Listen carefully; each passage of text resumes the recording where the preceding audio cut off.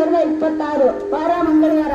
ನಮ್ಮ ಸಮಾಜ ಮತ್ತು ನಮ್ಮ ಕುಟುಂಬ ವರದಕ್ಷಿಣೆ ಪಿಡುಗನ್ನು ಹೋಗಲಾಡಿಸಲು ಅದರ ವಿರುದ್ಧ ಸಾಮಾಜಿಕ ಜಾಗೃತಿಯನ್ನು ಮೂಡಿಸುವ ಕಿರು ನಾಟಕ.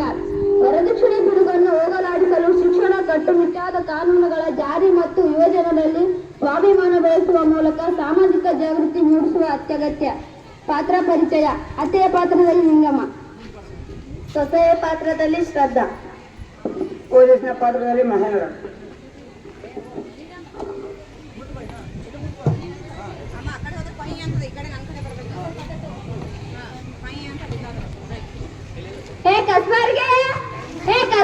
ಎಲ್ಲಿದೆ ಕಣೆ? ಮನೆಯಲ್ಲಿ ಒಂದು ಕಪ್ ಚಾ ಮಾಡೋರಿಲ್ಲ, ಎಲ್ಲ ನಾನೇ ಮಾಡ್ಬೇಕು. ಬಂದೆ ಅತ್ತೆ, ಒಳಗೆ ಪಾತ್ರೆ ತೊಳಿತಾ ಇದ್ದೆ. ಏನು ಬಾಕಿ ವರದಕ್ಷಿಣೆ ಯಾವಾಗ ಕೊಡ್ತಾರಂತೆ ನಿಮ್ಮಪ್ಪ? ಈಗ ಅವರ ಹತ್ರ ಹಣ ಇಲ್ವಂತೆ ಅತ್ತೆ. ಬಾಕಿ ವರದಕ್ಷಿಣೆ ಹಣ ಮತ್ತೆ ನನ್ನ ಮಮ್ಮಿಗೆ ಒಂದು ಬೈಕ್ ಕೊಡ್ಸಿಲ್ಲ ಅಂದ್ರೆ ನೀನು ಈ ಮನೆಯಲ್ಲಿ ಇರ್ಬೇಡ, ಹೊರಟೋಗು ನಿನ್ ತವ್ರ ಮನೆಗೆ. ನೀವು ಮಾತಿಗೂ ನನ್ನ ಕಸ್ಬಾರ್ಗಿ ಅಂತ ಯಾಕೆ ಕರಿತೀರ ಅತ್ತೆ? ನನ್ನಪ್ಪ ನನಗೆ ಕಸ್ತೂರಿ ಅಂತ ಹೆಸರಿಟ್ಟಾರ.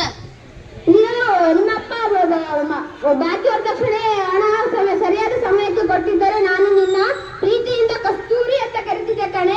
ಏನ್ ಎದುರು ಮಾತಾಡ್ತೀಯ? ಅಷ್ಟು ಸೊಕ್ಕಂತ ನಿಂಗೆ? ಸೊಕ್ಕಲ್ಲ ಅತ್ತೆ, ಸ್ವಾಭಿಮಾನ. 1 ವರ್ಷದಿಂದ ನೀವು ಕೊಟ್ಟ ಹಿಂಸೆ ಮತ್ತು ಚುಚ್ಚು ಮಾತುಗಳು ಇನ್ನು ಮುಂದೆ ನಾನು ಸಹಿಸಲಾರೆ.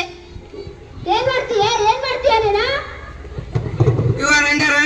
ನಿಮ್ಮ ಸಸ್ಯ ನಿಮ್ಮ ಮೇಲೆ ವರದಕ್ಷಿಣೆ ಕಿರುಕುಳ ಮಾಡ್ತೀರ ಅಂತ ನಮಗೆ ದೂರು ನೀಡಿದ್ದಾರೆ.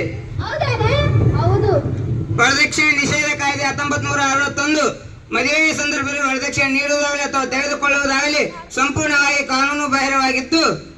ಅಂತವರಿಗೆ 5 ವರ್ಷ ಜೈಲು ಶಿಕ್ಷೆ ಮತ್ತು ನೀವು ಕೇಳಿದಷ್ಟು ವರದಕ್ಷಿಣೆ ಮೊತ್ತದ ಹಣವನ್ನು ದಂಡದ ರೂಪದಲ್ಲಿ ವಿಧಿಸಲಾಗುವುದು. ಧನ್ಯವಾದಗಳು.